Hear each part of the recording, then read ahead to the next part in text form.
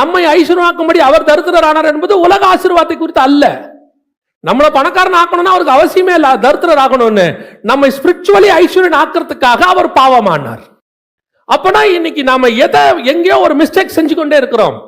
கர்த்தர் உயர்த்தி கொண்டு வரும் பொழுது ஆண்டவர் எனக்கு எல்லாத்தையும் கொடுத்தாரு, நான் இழந்ததுக்காக கொடுத்தாரு, இழந்ததுக்காக கொடுத்தாரு அப்படின்னா, அப்ப ஆண்டவர் கொடுத்தது அதுக்காக அல்ல. கொடுத்திருக்கிறார் ஆண்டவர். நான் இழந்ததுக்காக கர்த்தர் எனக்கு கொடுக்கவில்லை, நான் இழப்பதற்காக கர்த்தர் எனக்கு அதை கொடுத்திருக்கிறார். ஆண்டவர் எதுக்கு கொடுத்தாரு? ஊழியத்துல கொண்டு வரும்போது ஒண்ணும் இல்லாம வரும்போது கர்த்தர் ஆசீர்வதிச்சு கையில பணத்தை கொடுக்கிறாரு. இல்லன்னு சொல்ல. எது கொடுக்கிறார் தெரியுமா? ஐயோ நீ எல்லாத்தையும் விட்டுட்டு வந்துட்ட, வச்சுக்கோப்பா. அது கொடுக்கல. ஒண்ணும் இல்லாத போதே எனக்கு நீ இவ்வளவு செஞ்சிய, நான் இவ்வளத்தையும் கொடுக்கிறேன், நீ இன்னும் எனக்கு எவ்வளவு செய்வேன்னு சொல்லிதான் கர்த்தர் நம்பி கொடுக்கிறார்.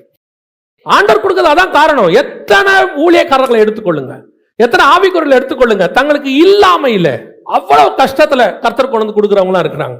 பல நேரங்களிலே கர்த்தர் எதுக்கு தெரியுமா? அந்த குறை உள்ளவர்கள் கூட, கொஞ்சமா இருக்கிறவங்க கூட தங்களுக்கு கர்த்தர் கொடுக்கிறதுல உண்மையா இருக்கிறார்கள். கர்த்தர் ஏன் அப்படிப்பட்டவங்களை இன்னும் ஆசீர்வதிக்கிறார் தெரியுமா? அவன் கொடுத்தான்றதுக்காக இல்ல, அவன் இவ்வளவுலயே இவ்வளவு கொடுத்தானே, இன்னும் எவ்வளவு கொடுத்தால் அவன் தேவனுக்கு என்று ஊழியம் செய்வான். எத்தனை பேர் இன்னும் அவன் போஷிப்பான். அதுதான் கர்த்தர் உங்களை மலைக்கு மேல கூட்டிட்டு போற அனுபவம். எதுக்கு? கூடாரம் போட்டு செட்டில் ஆகிறதுக்கு இல்ல. அங்கே கொடுக்கப்படுகிற பொக்கிஷத்தை கீழே கொண்டு வா.